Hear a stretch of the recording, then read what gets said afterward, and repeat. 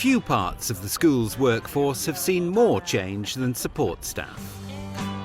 The workforce remodelling agenda, extended schools, and even the freeing up of teachers' time for planning, preparation and assessment have all had a big impact.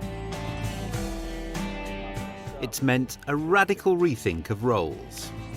It was a bit daunting because I thought, is it really a woman's job? As you do, you think, because there's a lot of sort of putting shelves up and things. I thought, no, I think I can possibly do this.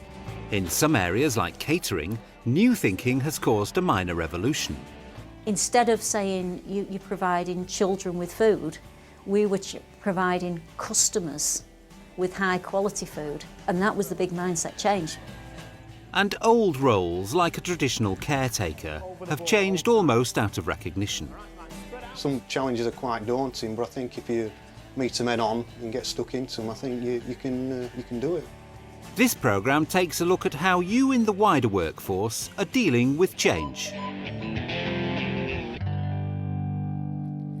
I'm site supervisor at Kingfisher Primary School. I've been here 9 years at the school in total, but 4 as site supervisor. Carol's job is to help manage the school's buildings, including a brand new centre which is used for a number of school and community activities. Much of her time is spent troubleshooting and problem solving. It's the National Blood Service request. Can they use the Hepworth Centre to do, a drop-in session really for parents? They just wanted us to OK it a little bit further with Sue and Judith. And if you come, it's the logistics of the furniture and moving things around between sessions. Is that OK? Yeah, that's fine. Great, thank you. Carol works closely with the school's business manager. When I first took over as site supervisor, it was a case of the school wasn't as big. We hadn't got the porta cabin, so we were actually going into the extended schools at that time. Betsy's going to work out a timetable to fit around your sessions, if that's OK. Carol will negotiate about which furniture we move. Carol's role, we've had to work with her as it's expanded with the extended schools role. There's a lot more happening in school. There are weekend activities, after school activities, a whole new separate building to manage, to check security, health and safety issues, electricity, everything that needs dealing with in a building. Carol's role has just grown and grown. There's always a danger that somebody so positive, so willing, so enthusiastic can be put upon. So Kim's always very keen that negotiations with Carol go through her as Carol's line manager, and other people aren't forever asking Carol to do favours. Dave, it's Carol from Kingfisher. Good morning, I know. Yeah, a slight problem. Now, yeah, the heating this morning, we've had Pete Goring out to check the optimisers, and he's changed it for us from 8:15 until sort of 3 o'clock, I think, so coming on at 8:15. But it's changed back itself to 5:30. I feel like I've got a bit more responsibility now, which is good, because I can handle it now, whereas I think going back to the early days, I'd have been a little bit not too sure sort of thing.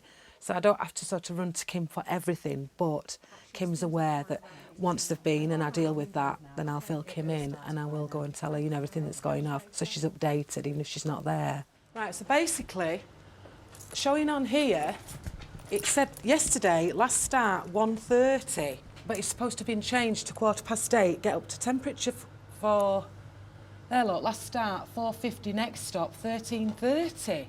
It was a bit daunting because I thought, is it really a woman's job? As you do, you think, because there's a lot of sort of putting shelves up and things. I thought, no, I think I can possibly do this.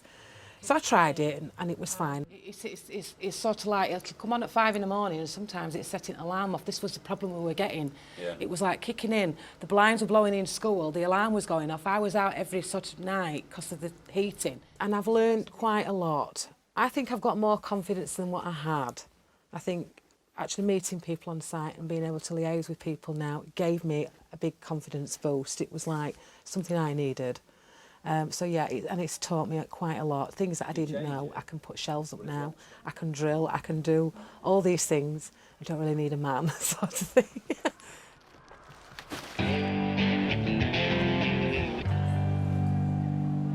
School dinners have not only been a political hot potato recently, they've been a massive challenge for catering staff. The role of a dinner lady now seems almost quaint and old-fashioned. Children are different these days. They do have their own money, their own independence, and they do have their own opinion. And I think the dinner ladies now, or catering staff, are aware of that. It's not just they turn up, make a dinner and dish it up. We've got to give the students what they want to eat, otherwise they won't come and buy it. And they have to be treated like customers when they come in as well. Nadia works as a catering and conference manager at South Hunsley Secondary School near Hull. She's been in the front line of introducing school meals, which must not only be healthy, but also appetising.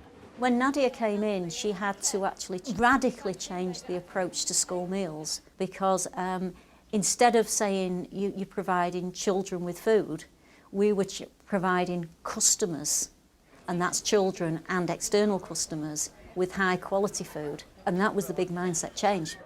To help get the pupils interested and involved, Nadia frequently consults them on menus and eye-catching initiatives for increasing take-up. So I thought we'd talk today, they want to talk about the theme days, and what did you think, how they've gone so far? I think they should be advertised better. Advertising better? Yeah. What about, have you got any ideas for new ones that are coming up? Is there anything you'd like to see? Yeah, we wanted to do American Day. Okay. With like burgers and chips and everything. We meet every half term with Key Stage 3 students. We've been trying to introduce the theme days that they've asked for, and just to get a bit of feedback on what they thought, and just to try and get a couple of other their opinion on the quality of the food. And we've got the St Patrick's Day today. Have you seen that one? Yeah, there was a few. It was on the bulletin board outside my head of years. Yeah, it looks really nice. Well done. And we're running St Patrick's Day today, which is one of the theme days we've been running at the students' request. It's going really well at the moment. I think the steak and Guinness pie is going really well. How's it going then? Okay. I think when you're working in a school, I think it's everybody's role to educate the students in one aspect or another. Mine is just with their healthy eating and educating them, and it makes it more fun. When they're coming in and having a meal, it's not just a meal, we're actually teaching them something about St Patrick's Day. I mean, I go into the dining room every day and I look forward to what I get excited. By 11 o'clock, I'm wondering what I'm going to have for my dinner. I've never had that in a school. You know, usually I've avoided actually having a school meal. Now I'm getting excited and I almost want to look at the menu before I get in there.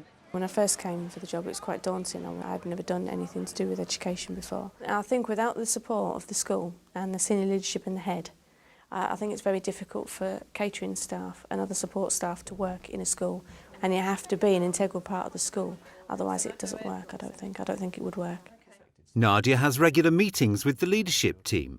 Today she wants guidance on how far her team can go in imposing discipline in the dining hall. I think that was their main concern, was about the students' behaviour and were they allowed to say to them that they couldn't come into the dining room. It's that I suppose we've got to establish whether we can say no, you can't come in the dining room, or whether it's just a detention. Yeah. The meeting was with Mike. He's one of the senior leadership staff, and he helps us out with the lunch times, dealing with the students and organising cover on a lunchtime for supervision. And he's working with us at the moment to give some basic training to the catering staff on how to deal with any behavioural issues with the students. We'll do the session tomorrow, and then it's feedback and ongoing issues, and if there's issues, we'll do a series of assemblies on it. We'll get the posters sorted out for the canteen areas. We'll work with your staff on it, and then it's just keeping tabs on it, really, see how it's going. I think it's very important in the school, for not just for the staff but for the students as well, to see the support staff treated, I guess, in the same way as they do the teaching staff. The teaching staff obviously have a different role to us, but we're there to support them, but work with them, and we're obviously, and as long as the communication is there, things can progress quite well. And it gives you the confidence then as well, it makes you feel valued, I guess, at work, because you know that you're respected and your opinion is, and I don't think you're doing a good job, and that's really good. That's nice. It's important. Well, up to 3 years ago, my daily routine was quite, in a way, it was quite sort of like boring, really. I was a traditional caretaker, you know, go in the morning at 6 o'clock with a bunch of keys, open the school, do a spot of cleaning, and then mid-morning go home. But it's changed. I'll have a lot now, you know, it's changed a bit better, really. OK, when we're ready, we're going to go out to the minibus, all right? Kevin Crampton's role has expanded way beyond the confines of a traditional caretaker. We all took a test. There was myself, 2 office staff, and we took a test for the minibus driver's course. and all three of us passed, and we've been doing it about probably 2 or 3 months now. Yeah, we all enjoy it. It's nice to get out and about and drive kids around. Right, how many have we got in class today? Just sit still, I'll count you.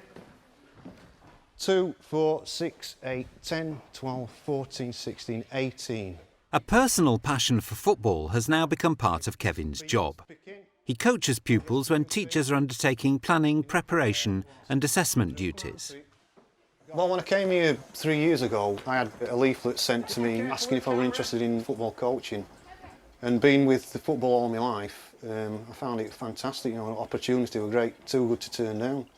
So I completed my level 1 certificate, and I'm just in the middle of doing my level 2 at the moment. And we do a range of sports. It's football, hockey, rounders, cricket. Right, the commands have changed this time again, all right? Number 1, touch the floor with both hands. The benefit of having someone like Kevin delivering PPA is that, first of all, Kevin's got his own particular skills and expertise in a field, i.e. football. He's already employed in the school. He knows the children, he knows the school, he knows the staff.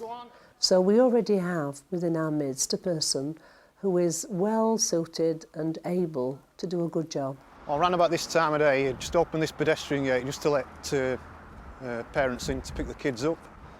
And then after that, it's back into school. We've got a meeting planned to discuss maintenance. That's with the head teacher and one of the teaching staff as well. So we're just going to pop in there now and discuss matters. First of all, I want to say thank you to you for coming to the Governor's meeting. You know, when you came to the Finance and Facilities meeting, yeah. And you're able to go through the list of, I don't know, jobs, what's outstanding and sort of all that kind of stuff. So I really appreciated that, Kevin. You know, Kevin, on the refurbishment in the classrooms in classes 13 and 14, did you think that was a good job? I thought it was a good standard, yes. Because we've got 6 more classrooms there to do, haven't we? There's 6 more to do. The work they've carried out has been quite satisfactory, but we didn't get other quotes as well. I've grown to sort of like get more knowledge about everything. I've sort of like, you know, grown more confident really, I suppose. Some challenges are quite daunting, but I think if you meet them head on and get stuck into them, I think you can do it. The resurfacing, we've had an extra quote for that as well. Hilltop surfacing have put a quote in, and I think really we ought to have a look at a couple of car parks they've resurfaced first. I think that sort of role as caretaker, you know, a middle-aged chap walking around with a brown coat, I think that's going out now. And I think you're more in tune with the children, like you're more approachable the way you dress as well. You know, and it's a good thing really. I think like gone are the days where, like I say, a caretaker goes around with a bunch of keys, just opening and locking doors. I think them days have gone now. The more involvement I've got with kids, the better, really. I mean, it's a good bond we've got. Free kick.